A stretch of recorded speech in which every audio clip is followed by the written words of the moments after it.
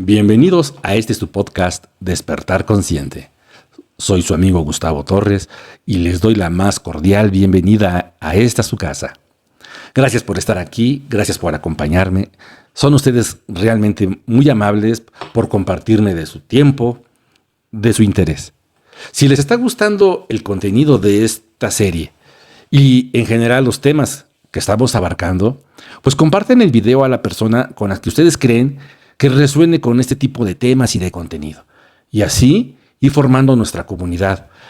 Una comunidad que busca y que le interesa indagar, buscar un poco más allá del origen de las cosas. Recordemos que este espacio es para reflexionar, para aprender, pero sobre todo para compartir. Ir sembrando la semilla de la curiosidad, del saber, pero sobre todo del descubrimiento.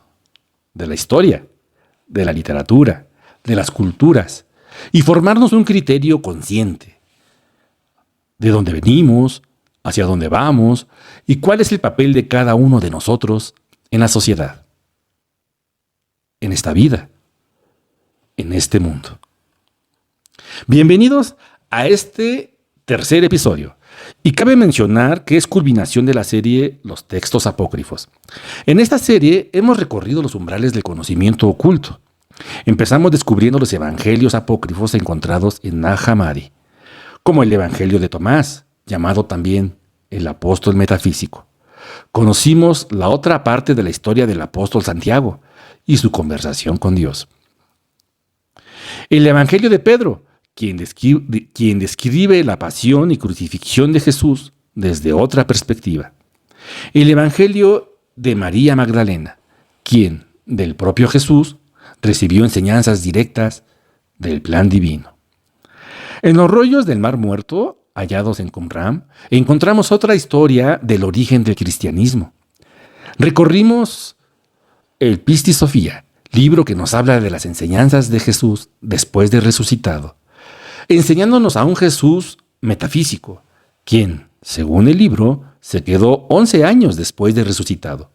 Los discípulos y apóstoles participaban en las enseñanzas de Jesús, cada uno aportando su propia comprensión personal. También nos metimos en las entrañas del Zohar, el libro más sagrado de la cábala judía. Y ahora estamos descubriendo el revelador contenido del libro de Urantia. En el capítulo anterior mencionamos de qué habla, cuál fue su origen, y fuimos descubriendo quién ha sido Micael de Nevadón a través del tiempo, y cómo se fue presentando en cada uno de sus 7 auto-otorgamientos. Ok, en esta entrega dividiremos el video en 2 partes.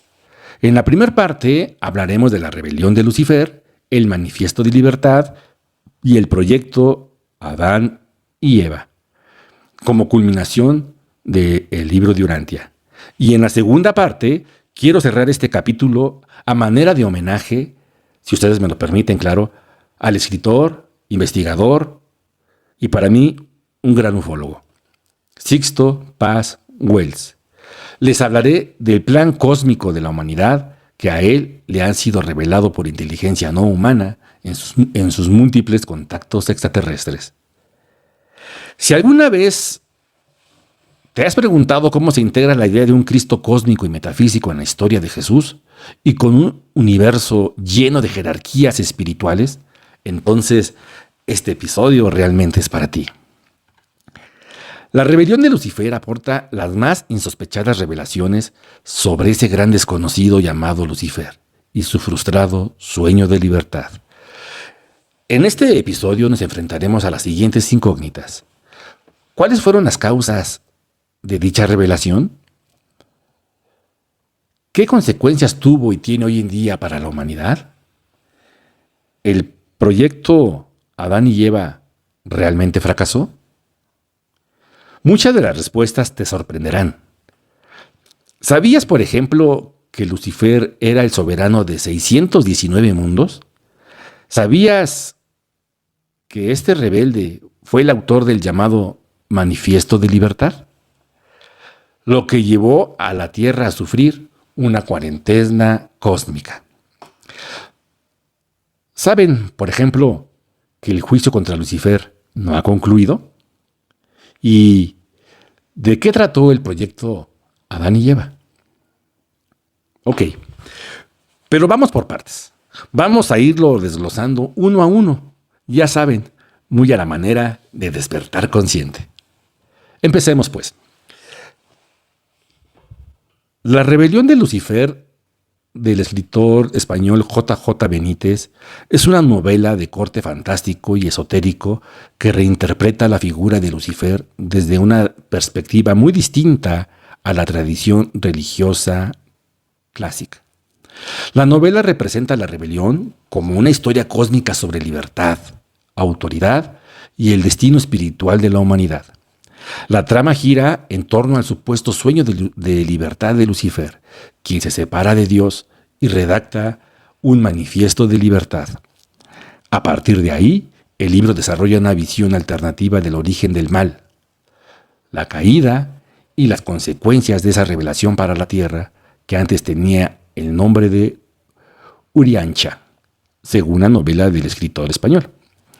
Varias reseñas señalan que Benítez se apoya fuertemente en el universo del libro de Urantia, que aparece como una influencia clave para su novela, donde los protagonistas intentan descubrir archivos secretos que explican o que explicarán la verdad sobre la rebelión.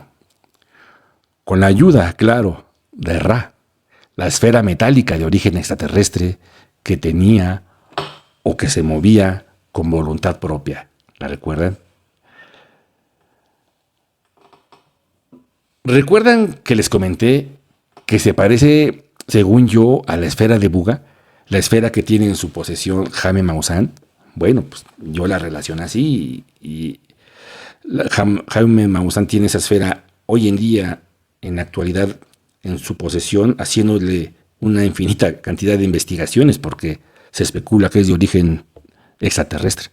Y yo la relaciono, la identifico muchísimo con Ra, la esfera que nos describe en la novela de J.J. Benítez, que era también de origen extraterrestre y que tenía voluntad propia. Él evitaba, iba, venía y que interactuaba con los protagonistas de esta novela. Bueno, perdón. Y nos mencionaba esta novela también a los mensajeros solitarios, que son presentados como seres espirituales de altísima jerarquía cósmica que entrelazan universos y niveles de realidad espiritual.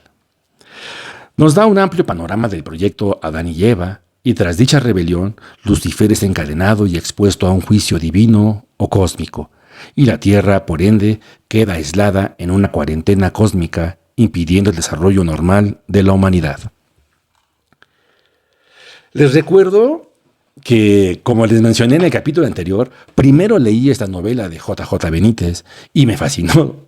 Realmente di por cierto lo que en esa novela leí. La adopté como una verdad alterna a la historia que siempre nos habían contado, o más bien que no nos contaban. ¿Qué tal?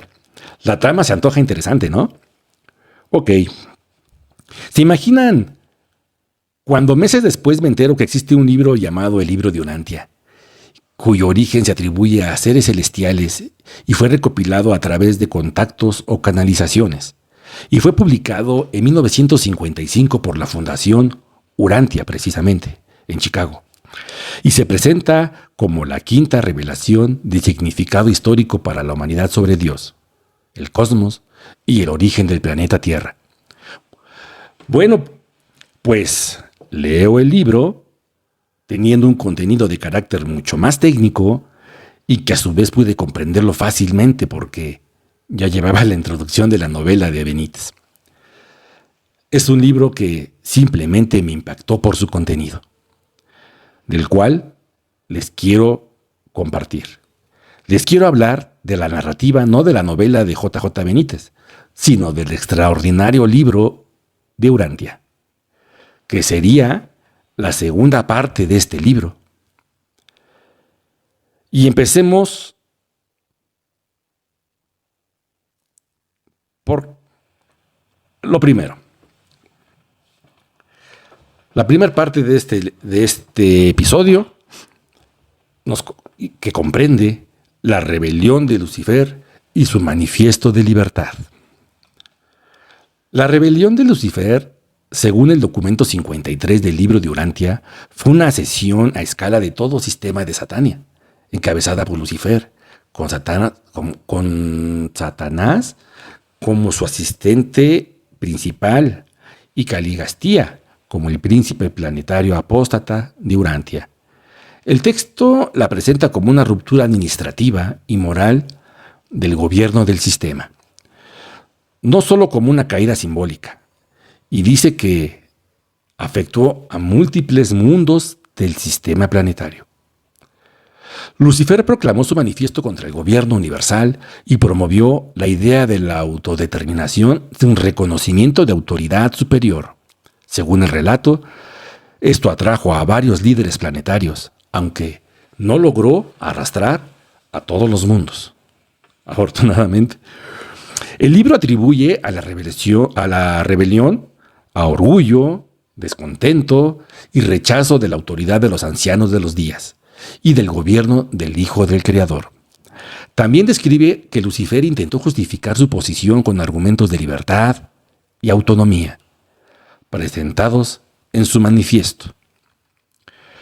En síntesis, el libro de Urantia presenta la revelación como una insurrección cósmica contra la autoridad divina, con efectos directos sobre Urantia y su historia espiritual. El manifiesto de libertad, según el libro, fue escrito por Lucifer, quien, harto de la autoridad de Dios, decidió separarse. En ese manifiesto, Lucifer expone sus ideas sobre libertad, la autonomía y su frustración con el orden divino. Básicamente plantea la idea de que la libertad no debe estar suspendida a la obediencia ciega. Este documento se considera clave en el argumento del libro, o sea, que todo parte de ahí. Tras la rebelión y la difusión de dicho manifiesto, se produce un juicio celestial, y Lucifer es encarcelado. A continuación, el proyecto Adán y Eva. El libro menciona que el proyecto Adán y Eva está vinculado a la encarnación de Micael en Evadón, y él, en su auto-otorgamiento, ¿recuerdan? Como hijo material, eligió pasar por la experiencia de Adán para guiar a la humanidad, que vino a potenciar la evolución del planeta. Se dice que Eva, junto con Adán, tenían una naturaleza especial. Era figura complementaria, destinada a aportar equilibrio, sabiduría y guía espiritual. Juntos, representan la unión de dos energías para transformar y mejorar la genética de la humanidad. Adán y Eva no aparecen solo como figuras simbólicas, sino como los hijos materiales enviados a Urantia, para actuar como elevadores biológicos y padres planetarios de una nueva estirpe humana. Su propósito más amplio era servir como un modelo de progreso, organizar la vida del planeta, ayudar al perfeccionamiento de las razas y continuar el avance de la civilización bajo un guía superior. En esa visión, su presencia debía traer orden, integración y un impulso de ascenso para todo Urantia. El relato sostiene que la misión terminó en fracaso parcial por la desobediencia de Adán y Eva, lo que provocó un gran retraso en el desarrollo planetario. Aún así, el texto mantiene que su llegada y función forman parte de un plan cósmico real. La idea central era que los hijos materiales, o sea, Adán y Eva, dieran una nueva aportación genética al planeta, actuando como una fuente de renovación para las poblaciones humanas. En esa visión, su descendencia debería integrarse con las razas humanas para fortalecerlas y unificarlas progresivamente. Sí, y seguramente ya se dieron cuenta de lo que nos va dictando este libro. Adán y Eva no fueron los primeros hombres o humanos sobre la tierra. El texto sostiene que por el fracaso de Adán y Eva, ese impacto genético quedó incompleto y retrasado, por lo que la mejora planteada no se había extendido plenamente en el planeta. Aún así, la narrativa insiste en que el proyecto sí dejó una huella real en la historia humana. Ok, el fracaso de Adán y Eva se resume en una desviación del plan cósmico, causada sobre todo en la impaciencia de Eva, quien buscó resultados más rápidos para acelerar la mejora humana, en vez de seguir el proceso ordenado. Y el mal juicio de Adán, quien no corrigió a tiempo la desviación y compartió la decisión equivocada.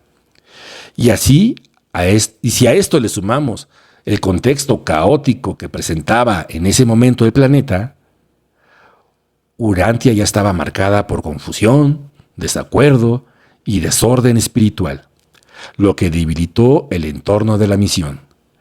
Para Urantia, el fracaso no fue una caída moral simple, sino una combinación de prisa, mal discernimiento y un planeta espiritualmente desordenado. Caligastía es el príncipe planetario rebelde cuya deslealtad creó el clima de confusión que facilitó la desviación del plan divino. Adán y Eva llegan a un mundo ya afectado por una administración espiritual corrompida.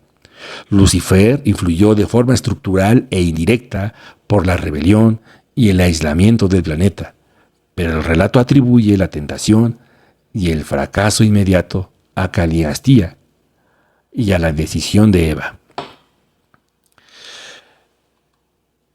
quien apoyó la rebelión de Lucifer y convirtió su autoridad en un foco de desorden espiritual y moral en el planeta, influyendo en la decisión de Eva de manera indirecta y persuasiva. Visitaba con frecuencia el jardín para conversar con Adán y Eva y proponerles atajos o compromisos, pero no tiene éxito y no los puede convencer. Su estrategia consistió en explorar la situación aislada de Eva, su preocupación por los resultados inmediatos y la confianza de que ella fue desarrollando en sus contactos frecuentes con Serapatatia. Este nombre me recuerda a la palabra empleada en otros textos o en los textos canónicos que Eva platicaba o se le acercaba a la serpiente. Me hizo alusión. Serapatatia, serpiente. La serpiente que engañó a Eva. El relato dice que Eva nunca quiso ir en contra de los planes de Adán, ni poner en riesgo su misión, pero fue tomada desprevenida por el desarrollo gradual y natural de esas conversaciones. Se crean las condiciones adecuadas para que Eva crea que está ayudando al plan, sin darse cuenta de que realmente lo estaba desviando. O sea, fue engañada. Eva se reúne con Serapatatia, quien es descrita como una líder que apoya sinceramente la idea de formar una fuerte reserva de la raza violeta antes de intentar mejorar el resto del mundo. Y movida por la persuasión, el entusiasmo y el halago, acepta participar en el proyecto de salvar al mundo por una vía distinta a la planteada. El texto dice que antes de que Eva entendiera plenamente lo que estaba ocurriendo, ya había dado el paso fatal. Después de la misión de Jesús de Nazaret, o sea, el séptimo y último auto-otorgamiento de Micael de Nevadón, Urantia presenta a Caligastía como un ser apóstata y desacreditado, aún libre, en el sentido técnico, dentro del marco narrativo, pero sin autoridad efectiva para dominar espiritualmente a la humanidad. O sea, ya no ejerce poder real sobre la mente humana, ni sobre las almas de los creyentes. Su influencia queda descrita como muy limitada y más bien residual. Su capacidad de actuar sería indirecta, por medio de la sugestión moral o alianza con quienes ya se han apartado de la verdad, pero no una posesión o invasión directa de la mente humana. Urantia insiste en que la fe funciona como defensa y que los hijos de Dios no quedan al alcance de su poder. Ahora bien, en las leyendas sumerias y en otras teorías Anunnaki se habla también de una intervención genética, con Enki como figura central. ¿Lo recuerdan? Hablamos de él en el episodio El Día de la Revelación de Steven Spielberg. En ese episodio hablamos profundamente sobre todo este proceso que llevó Enki, el vigilante que se sintió Dios creador, según el libro de Enoc. ¿Recuerdan que siempre me ha gustado entrelazar la información? Bueno, pues aquí me hizo alusión, porque hablan los dos cosas muy similares. La idea es que ustedes también hagan lo mismo y saquen sus propias conclusiones. Les repito, me hizo alusión porque los temas de intervención genética son similares en ambos relatos.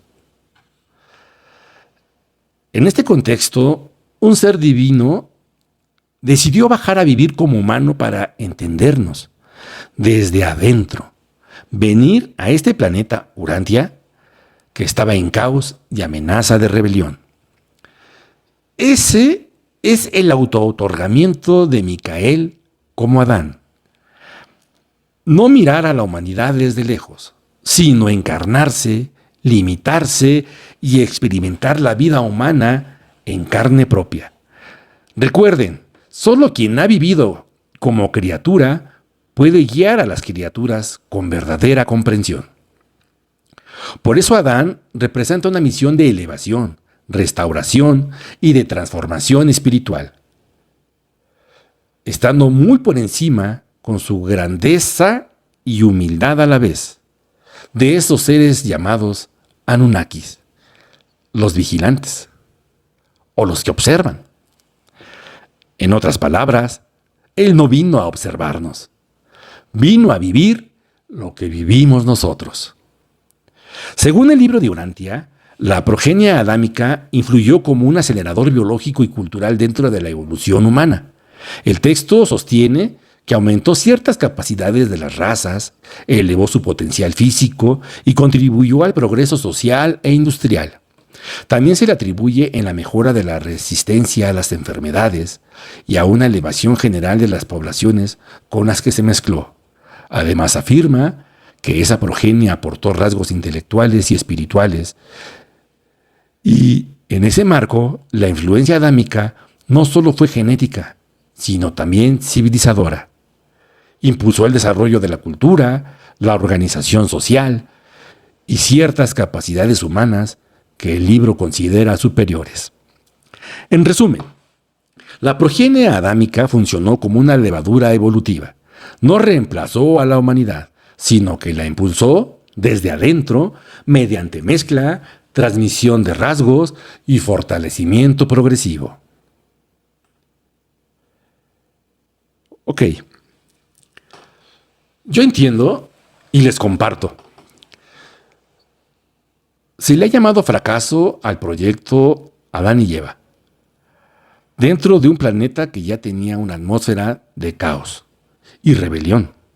Adán pudo, con su progenie, aportar grandes beneficios en gran parte de la humanidad, viviendo una vida como hombre material en este mundo, viviendo y sintiendo como el resto de las criaturas humanas. Esto hizo que tuviera éxito su autootorgamiento como hijo material, o sea, Adán, siguiendo así su escala evolutiva hasta llegar al séptimo y último autootorgamiento, como Micael, Jesús, en Urantia. Y con ese séptimo y último autootorgamiento, culminándose como Dios supremo, quitándole el poder a los rebeldes mencionados anteriormente.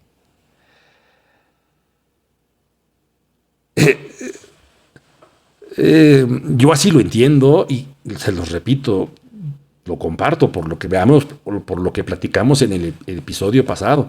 Los 7 autootorgamientos que él vivió fueron vivencias y experiencias para que él fuera entendiendo y a la vez adoptando cada vez mayor poder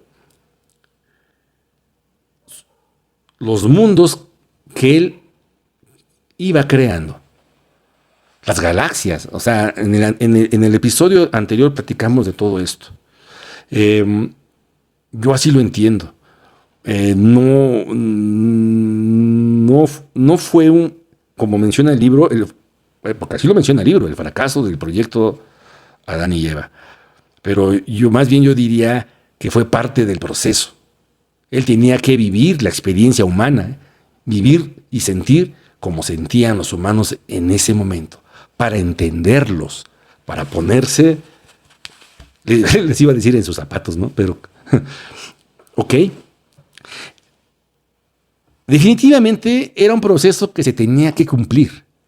Entonces, la pregunta es, ¿realmente quién fue engañado? En ese momento, ¿pudieron creer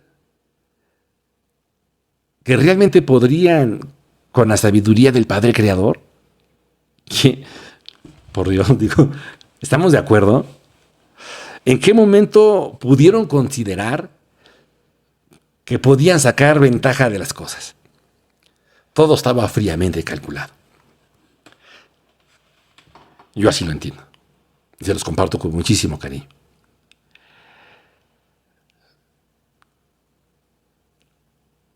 Abarcamos la segunda parte de este episodio. Sixto Paz y el plan cósmico. ¿Quién es Sixto Paz? Es un autor, historiador y arqueólogo egresado de la Pontificia Universidad Católica de Perú.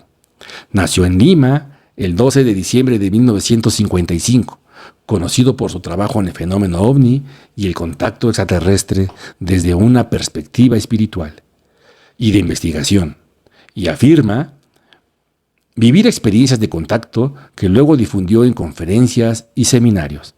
Se le atribuye la autoría de varios libros sobre contactos extraterrestres y contactos interdimensionales. Su enfoque mezcla ufología, espiritualidad y desarrollo de la conciencia. Es miembro fundador de la Misión Rana, que se presenta como puente de contacto entre los seres humanos y civilizaciones extraterrestres, con una finalidad espiritual y de transformación interior. Busca despertar la conciencia, promover el amor como fuerza de cambio y preparar a las personas para una nueva humanidad, ya que forma parte de un plan cósmico más amplio y el contacto con guías o hermanos mayores tendrían el propósito de ayudar al ser humano a evolucionar. La misión no se enfoca solo en ovnis, sino en una renovación ética, mental y espiritual. El plan cósmico es una historia evolutiva de la humanidad guiada por inteligencias y jerarquías no humanas que nos orientan a llevarnos hacia una conciencia más espiritual y con un nuevo nivel de humanidad. En su esquema, la Tierra forma parte de un proceso más amplio de aprendizaje, de un aprendizaje cósmico, con etapas como Lemuria y Atlántida, la misión de los instructores, Jesús y el despertar actual de conciencia. En la cosmología de Sixto Paz, Lemuria y Atlántida funcionan como dos grandes etapas de la historia humana prehistórica, no como simples continentes perdidos. Lemuria aparece como una civilización más antigua, asociada a una humanidad primigenia, más espiritual, armónica y orientada al corazón, con seres muy altos, de gran capacidad psíquica y cumple el papel de cuna espiritual de la humanidad. Un periodo en el que el ser humano habría vivido con mayor conexión con la conciencia cósmica, con la naturaleza y con la unidad de la vida. Por otro lado, Atlántida presenta una fase posterior más mental, tecnológica y jerárquica. Aparece como una civilización más avanzada en términos de conocimiento, organización y poder. Desarrolla ciudades, sistemas de poder y dominio de energías o tecnologías. Pero también más vulnerabilidad al desequilibrio del ego y del uso incorrecto de la tecnología o el intelecto. Cumple el papel de advertencia. Muestra lo que ocurre cuando una civilización crece en capacidad externa, pero pierde equilibrio mental. Algunas narrativas la relacionan con una destrucción, con cataclismos y con supervivientes o remanentes de la civilización que habrían preservado su legado en lugares ocultos. Y se especula que una de esas culturas es precisamente la Olmeca. La idea central es que la humanidad no surge como un accidente aislado, sino como parte de un proyecto universal de evolución de la vida y de la conciencia.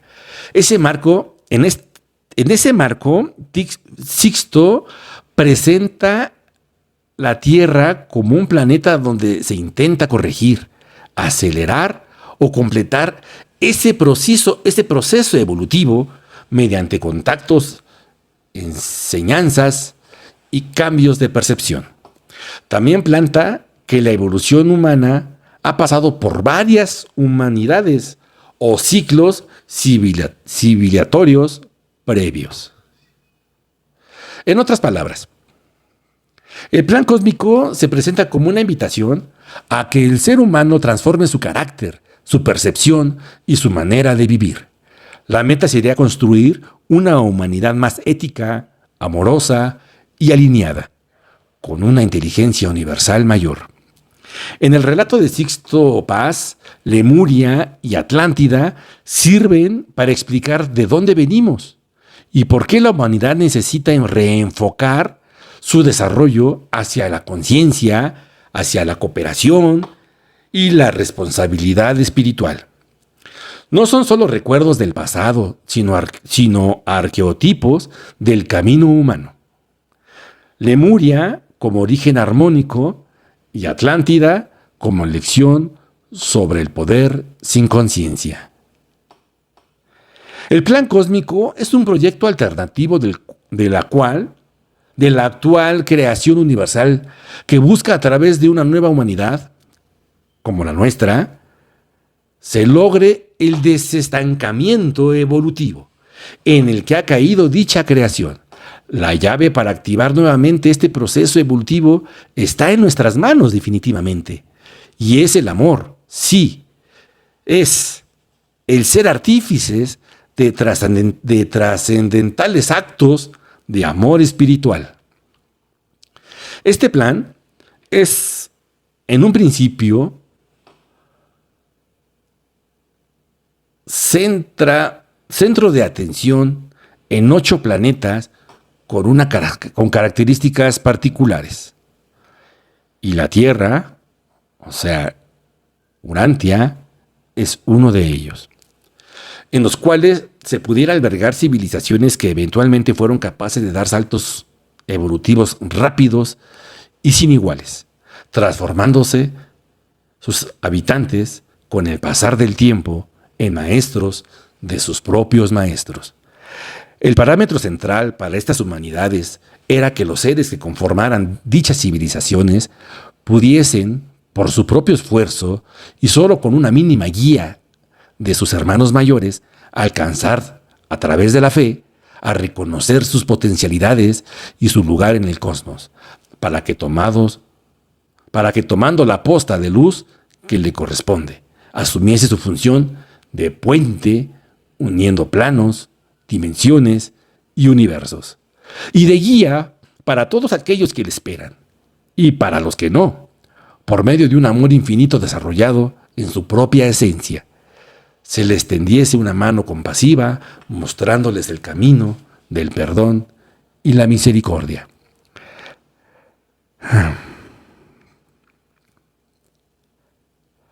La Tierra y sus habitantes, sin pensarlo, han terminado siendo los protagonistas de esta gran obra cósmica.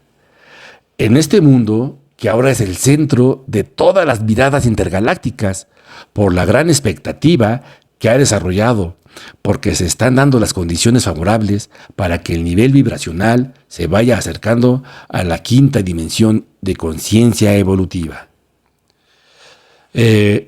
En palabras de Sixto Paz, tal vez este planeta no sea el centro de las galaxias, no es el centro del cosmos, pero se ha convertido y ha llegado a ser el centro de todas las expectativas cósmicas por el gran desarrollo espiritual que ha presentado la humanidad a través de estos últimos años.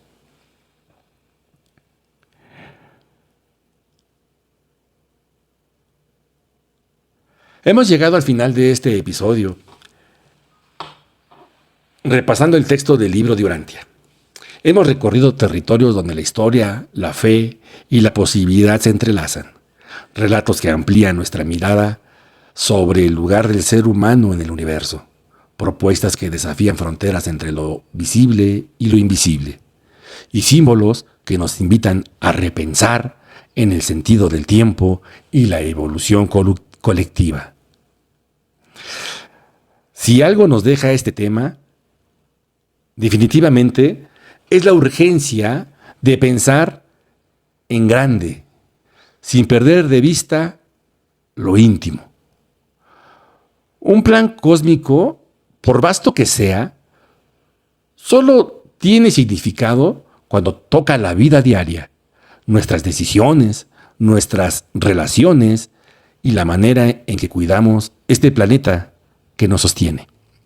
La idea de una guía superior o de seres que observan y nos acompañan puede confortar, provocarnos preguntas morales y estimularnos a actuar con mayor responsabilidad y compasión. Te invito a quedarte con dos inquietudes prácticas. Primera, ¿qué parte de este relato resuena en tu vida? ¿Y cómo transformarías tus actos cotidianos? Y segundo, ¿qué preguntas graves sobre verdad, evidencia y sentido te comprometes a explorar, más allá de un titular o de una anécdota? Si te gustó este episodio, suscríbete para no perderte de futuros videos y juntos seguir aprendiendo sobre misterio, espiritualidad, ciencia y pensamiento crítico. Comparte este video con alguien con quien quieras conservar de estos temas. Y déjame tus observaciones en los comentarios. Tus preguntas podrían inspirar en el siguiente programa.